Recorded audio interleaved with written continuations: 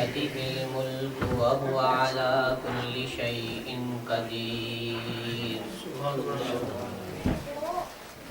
الذي خلق الموت والحياة ليبلوكم أيكم أحسن عملا وهو العزيز الغفور الذي خلق 7 سماوات طباقا ما ترى في خلق الرحمن من تفاوت فارجع البصر هل ترى من فطور ثم ارجع البصر كرتين ينقلب إليك البصر خاسئا وهو حسير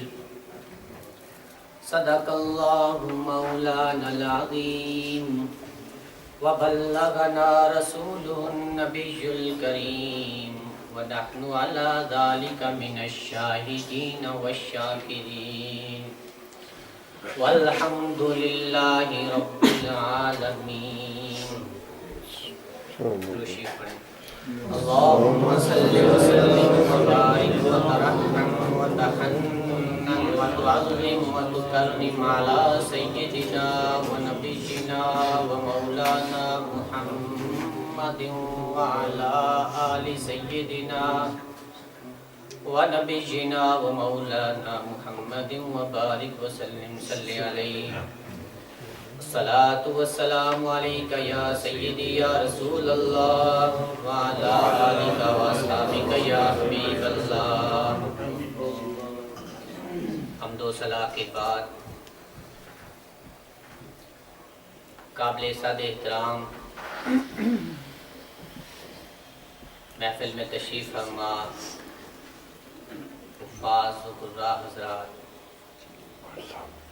سناخان رسالت مآب علیہ السلام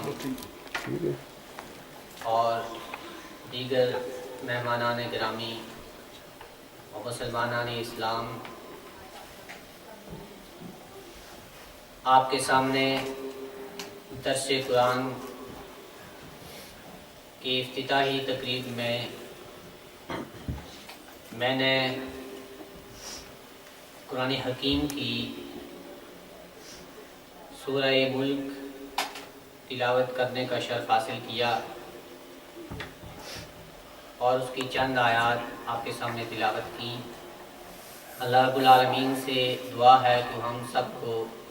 قرآن کا فہم عطا فرمائے اور ہمیں سمجھنے کی توفیق عطا فرمائے. سورہ ملک مکی صورتوں میں سے ایک صورت ہے اور اس کے 2 رکوع ہیں اور 30 آیات پر مشتمل یہ مکی صورت انسان کی اجتماعی و انفرادی زندگی کے کامیابی کا اصول انسان کو بتاتی ہے اور رہنمائی دیتی ہے کہ انسان اپنی انفرادی و اجتماعی زندگی میں کامیابی سے ہمکنار کیسے ہو سکتا ہے. اس سورہ کریمہ کے مختلف نام مفسرین قرآن نے نقل کیے ہیں اور جو سورہ ملک بھی اس کا ایک نام ہے اور یہی زیادہ مشہور ہے اور وہ نام اس کی پہلی ہی آیہ کریمہ کے ایک لفظ سے اخذ کیا گیا ہے بیدہ الملک سے. اس کے علاوہ اس سورت کے نام جو مفسرین کرام نے نقل کیے ہیں وہ کسی نے واقعہ لکھا، کسی نے مانعہ اور کسی نے دافعہ لکھا. ان سارے جتنے بھی سورت کے نام کیے گئے ہیں ان سورت کے جو مفہوم ہیں ان ناموں کے وہ یہی ہیں کہ یہ انسان کو نجات دینے والی ہے، کہ زندگی میں گمراہی سے نجات دینے والی ہے اور قبر میں اور محشر میں عذاب سے نجات دینے والی یہ صورت ہے. اور اس صورت میں اگر آپ دیکھیں تو اللہ رب العالمین نے اپنی قدرت و حکمت اور رسول کریم علیہ السلام کی عظمت و برکت جس شان سے بیان فرمائی ہے وہ اس صورت ہی کا خاصہ ہے۔ ہم اس سورہ کریمہ کی پہلی چند آیات کو مختصر انداز میں سمجھنے کی کوشش کریں گے۔ آج کی محفل میں ہم صرف حصول برکت کے لیے چند مفہوم سمجھنے کی کوشش کریں گے، کیونکہ محفل کو ہم نے زیادہ طویل بھی نہیں کرنا اور ابھی نعت خواں حضرات نے نعت بھی پیش کرنی ہے۔ اللہ رب العالمین نے ارشاد فرمایا ہے تبارک الذی بیدہ الملک وہو علی کل شیء قدیر۔ بڑی برکتوں والی ہے وہ ہستی جس کے قبضہ قدرت میں سب ملک اور سب موجود ہیں۔ وہو علی کل شیء قدیر، اور وہ ہر چیز پر قدرت رکھتا ہے۔ برادران اسلام، اس صورت کے آغاز میں اگر دیکھیں تو اللہ رب العالمین نے فرمایا کہ تبارک الذی بیدہ الملک، بڑی برکتوں والی ہے وہ ہستی جس کے قبضہ قدرت میں سب ملک اور سب موجود ہیں۔ یقین جانیے جس وقت اللہ رب العالمین کی آپ کی بریائی بیان کرتے ہیں اور کلام پاک کو جس وقت آپ سمجھنے کی کوشش کرتے ہیں اور اپنے دامن دل کو صاف کر کے قرآن کے سامنے آپ زانو تلمس طے کرتے ہیں تو قرآن آپ کو محروم نہیں کرتا۔ رب کائنات نے ارشاد فرمایا کہ تبارک الذی بیدہ الملک، بڑی برکتوں والی ہے وہ ہستی جس کے قبضہ قدرت میں سب ملک اور سب موجود ہیں۔ سبحان اللہ۔ یہاں پر تبارک الذی سے بڑی برکتوں والی ہے وہ ہستی معنی کرنے کے بعد میں آپ سے عرض کروں گا کہ اس کی مختصر تشریح مفسرین نے بہت زیادہ تفصیل سے لکھا، لیکن مختصر عرض کرتا ہوں کہ تبارک الذی، بڑی برکتوں والی ہے وہ ہستی۔ گویا رب کائنات یہ اعلان کر رہا ہے کہ اگر تم مسلمان ہو، اگر تم اللہ کا کلمہ پڑھتے ہو اور اگر تم نبی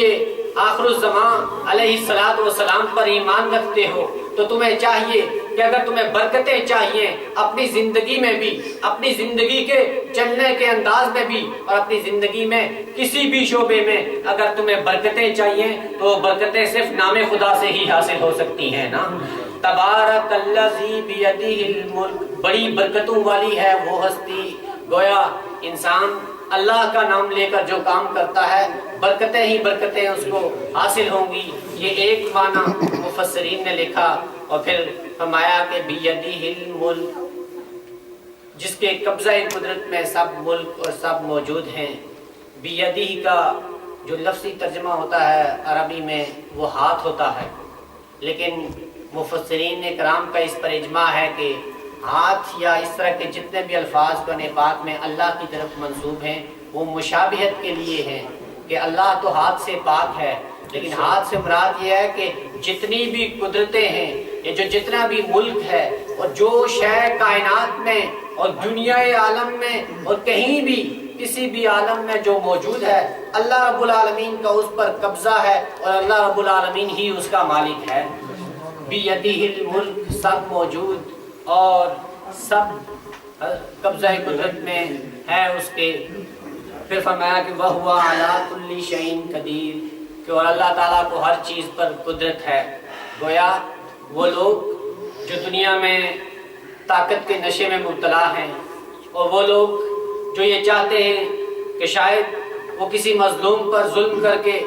اپنی طاقت جتلانا چاہتے ہیں اور وہ اپنے آپ کو کسی بھی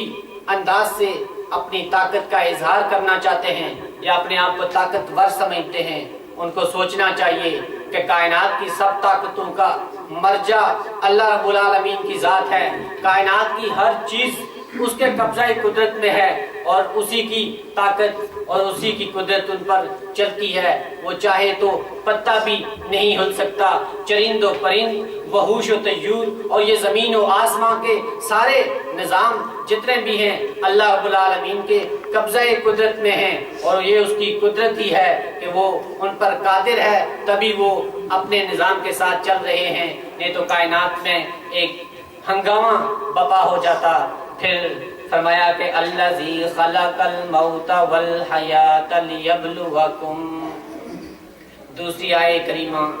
کی تشریح کرنے سے پہلے میں آپ سے عرض کروں کہ سورہ ملک کی جو